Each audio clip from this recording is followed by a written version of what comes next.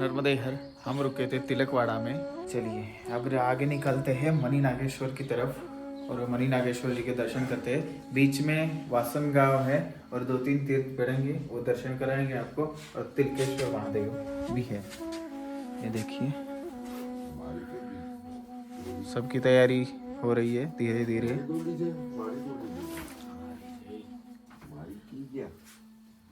क्या खो गया दोस्तों? हम जा रहे हैं तिलकेश्वर महादेव। तिलकेश्वर महादेव राइट साइड में आएगा गली में जाके, तो ध्यान रखना कहीं बाहर ही मत निकल जाना। तीर्थ के दर्शन करने हैं तो जाना पड़ेगा आपको। चलिए, ये देखिए इधर ही है।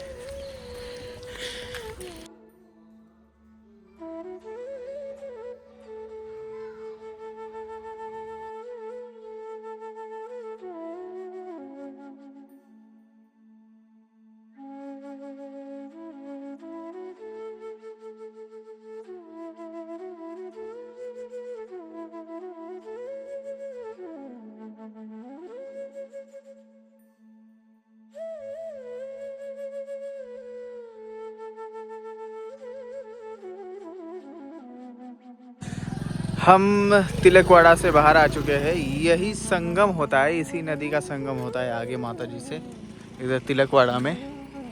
देखिए सुंदर नज़ारा सुबह सुबह। और मैया के दर्शन शायद मैंने आज कराए नहीं, आपको कराएंगे, आपको आगे जाके कराएंगे। और आपको तिलकेश्वर महादेव जी का दर्शन कराते हैं। तिलकेश्वर महादेव जी का क्या है, 7 कल्प हुए, 7 कल्पों में तिलकेश्वर का अलग अलग नाम रहा, ठीक है। और इस कल्प में तिलकेश्वर नाम क्यों रहा पता है? वैवस्वत मनु, ये मनवंतर चल रहा है 7वां, वैवस्वत मनवंतर चल रहा है। वैवस्वत मनु जो रहे अपने, उन्होंने उनके पुत्र तिलक, इन्होंने यहाँ पे तपस्या की लास्ट वाले मनवंतर में, तो इसलिए इस तिलकवाड़ा का नाम तिलकवाड़ा पड़ा और तिलकेश्वर का नाम तिलकेश्वर पड़ा।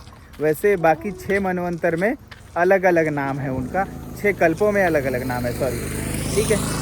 तो इसीलिए इस तिलकवाड़ा का बहुत महत्व है। और तिलकेश्वर महादेव भी बहुत महत्वपूर्ण है तिलकवाड़ा के लिए। चलिए, 7 कल्पों में रहने वाली ये तिलकवाड़ा की धरती, इसको धन्य है। और प्रणाम करके हम आगे बढ़ते हैं मणि नागेश्वर की तरफ। दोस्तों हम तिलकवाड़ा से निकल के लगभग 1.5 किलोमीटर पे मणि नागेश्वर है। ये आ गया मणि नागेश्वर। उत्तर तट का मणि नागेश्वर है ये। दक्षिण तट की भी वही कहानी है और उत्तर तट की भी वही कहानी है। सामने ही मणि नागेश्वर दूसरा होगा। तो यहाँ पे नाग देवता ने तपस्या की थी श्राप से बचने के लिए। चलिए अपन चलते हैं, दर्शन आपको भी कराएंगे। और ये उत्तर वाहिनी शुरू हो जाती है यहीं से, ठीक है।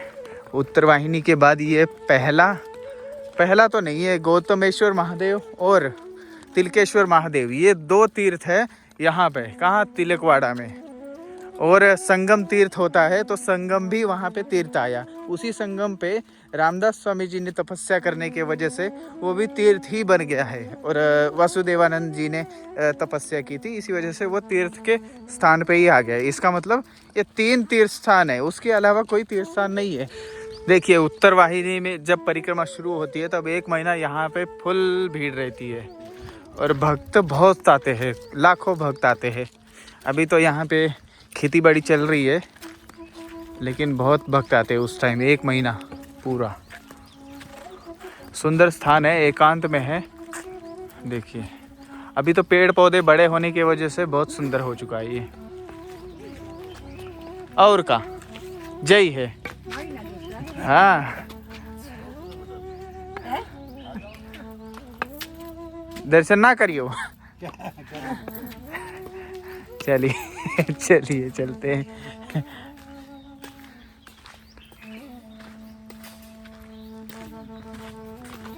देखिए सुंदर स्थान, बहुत सुंदर। चलिए अपन चलते हैं। 2 हाथी भी आ गए इस बार तो।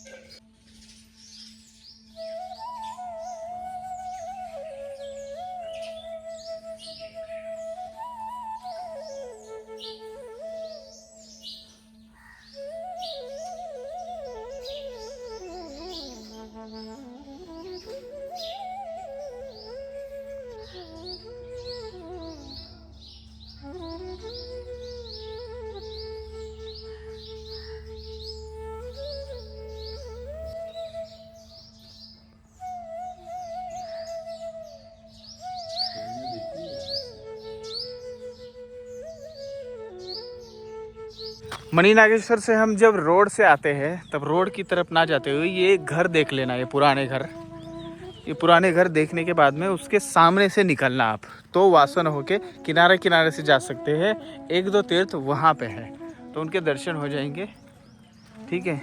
नहीं तो बोर्ड तो आगे आ जाने के लिए लगा हुआ है, लेकिन वो रोड से आप निकलोगे तो बहुत दूर से निकलोगे और मैया जी का दर्शन भी नहीं होगा। यहाँ तो बीच बीच में दर्शन भी होगा।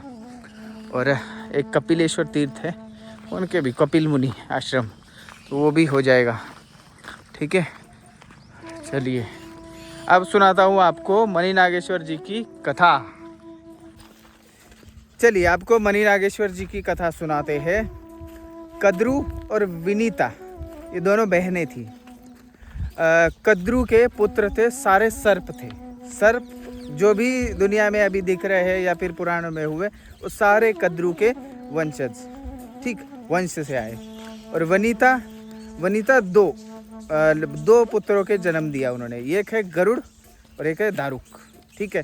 दारुक जी तो सूर्य जी का जो वाहन है वो उनके सारथी बने, और गरुड़ जी तो पता ही है वो विष्णु जी के वाहन बने।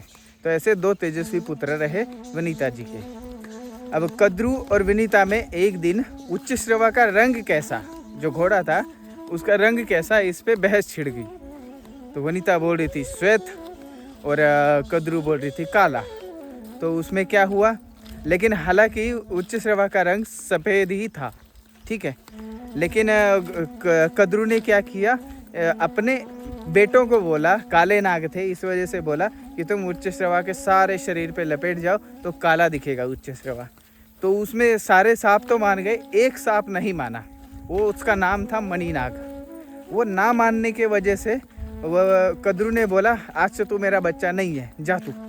तो फिर वो त्याग दिया उसको। फिर उसके बाद में मणि नाग दुखी हुआ कि मेरी माता ने ही मुझे त्याग दिया, तो अब क्या बचा। तो नर्मदा जी के किनारे आया वो और यहीं पे रोता रहा। इतना रोया कि एक नदी उससे वाश्रु से उत्पन्न हुई। उस नदी का नाम है मेन नदी। जो संगम होता है ना तिलकवाड़ा में, वो वही मेन नदी है, ठीक है। और जहाँ पे उसने बहुत अब दिन रहने के बाद में भगवान की तपस्या की उसने, भगवान भोलेनाथ जी की, तो वो मणि नागेश्वर। दोनों साइड में आता है मणि नागेश्वर, उधर भी है इधर भी है, आप कोई सा भी मान सकते हैं, दोनों प्राचीन है, ठीक है। तो और कहानी भी दोनों की सेम ही है मणि नागेश्वर की। तो ऐसा हुआ। अब आगे होने के बाद में क्या हुआ, अब वो कहानी अलग है, लेकिन हमने नर्मदा जी की बताई। अब उसके बाद क्या हुआ, जब अब उनमें शर्त लगी थी कद्रू और विनीता में कि भाई जो हारेगा वो उसका दासी बनेगी दूसरी। वनीता जी तो हार गए ना, उन्होंने काला दिखा दिया उच्च श्रवा, तब विनीता जी हार गए। तब वो दासी बन गए। वो दासी, मेरी माँ दासी बन गई, ये गरुड़ जी को देखा नहीं गया। तो उन्होंने बोला ये मेरी माँ को छोड़ दो, मैं आपको जो चाहिए मैं लाके दूंगा या फिर कुछ भी करूँगा मैं, लेकिन मेरी माँ को दासी से मुक्त कर दो। तो कद्रू जी बोले कि मेरे सर्प जो पुत्र है सभी सर्पों को अमृत लाके दो और उनको पिला दो, उनको अमर कर दो, तभी मैं इसको मुक्त कर दूंगी। तो गरुड़ जी इंद्र से लड़ के वो अमृत का कलश लेके तो आए।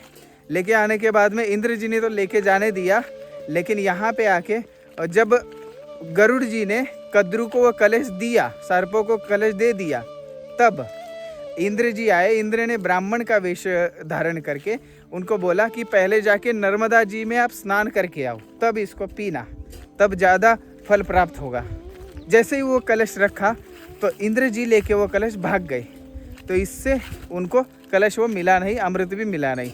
फिर इसके बाद में क्या हुआ, इधर एक घास आती थी, मतलब उस घास को कुछ बोलते हैं, वो घास बहुत बड़ी बड़ी होती है और उसका कट जो होता है बहुत तेज़ होता है।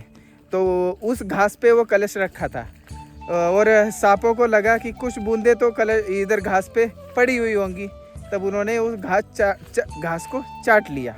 घास चाटने की वजह से उनकी जीभ कट गई। तो इसीलिए सांप की 2 धारी जीभ होती है, आपने देखी। तो ऐसा है यहाँ की कहानी। फिर उसके बाद में वो कलश तो चला गया फिर से स्वर्ग, और गरुड़ जी के माता जी का भी दासी से मुक्त हो गए। तो ऐसी थी इधर की कहानी और कथा। थोड़ा सा आगे आने के बाद में हमें कपिलेश्वर महादेव मंदिर दिखेगा, ऐसे नर्मदा जी के किनारे डायरेक्ट। ठीक है, नहीं आगे से रास्ता है, मुझे लगता है यही जा रही है।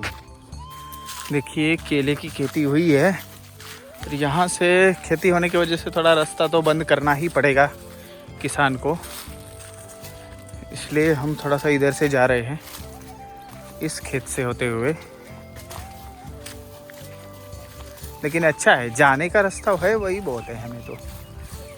ये देखिए कैसे जा रहे हैं परिक्रमावासी नर्मदे हर, और सिर्फ दर्शन करने के लिए जा रहे हैं।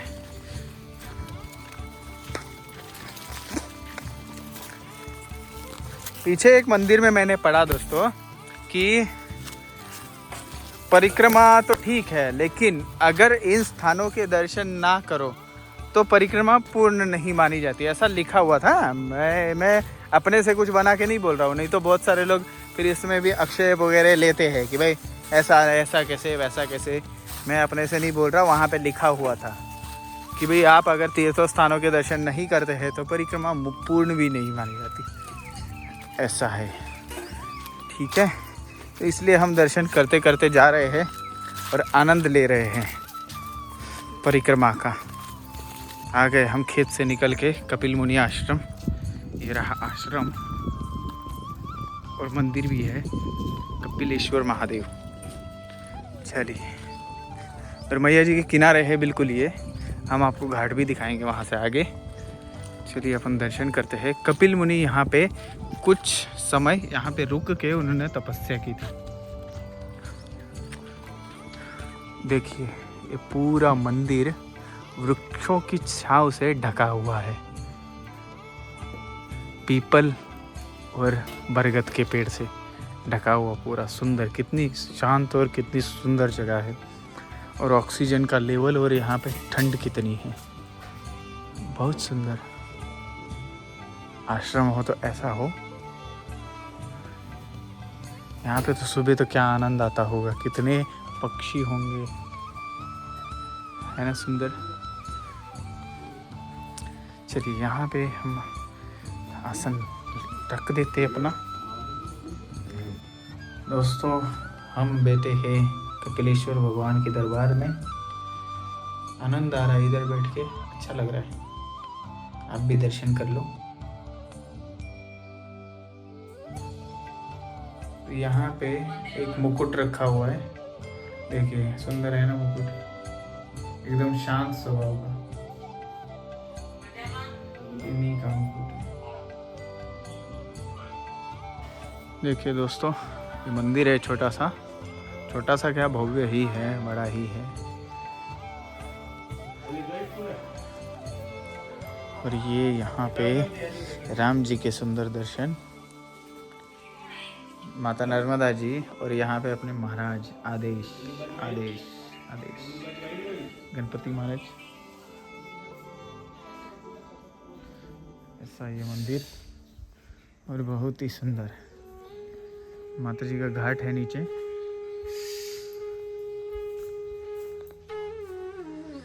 देखिए इसका बहुत जो इसका ये है ना माहौल, ये बहुत शांत है और एकदम शुद्धता से भरा हुआ।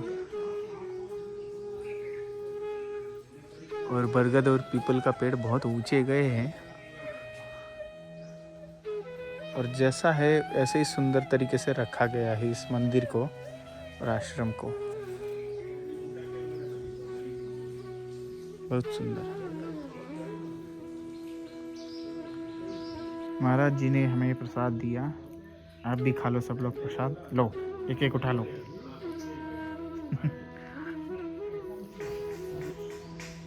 ये देखिए इधर माऊ क्या कर रही है, कुछ मिला इसको, चलो उसका आनंद लेने दीजिए उसको।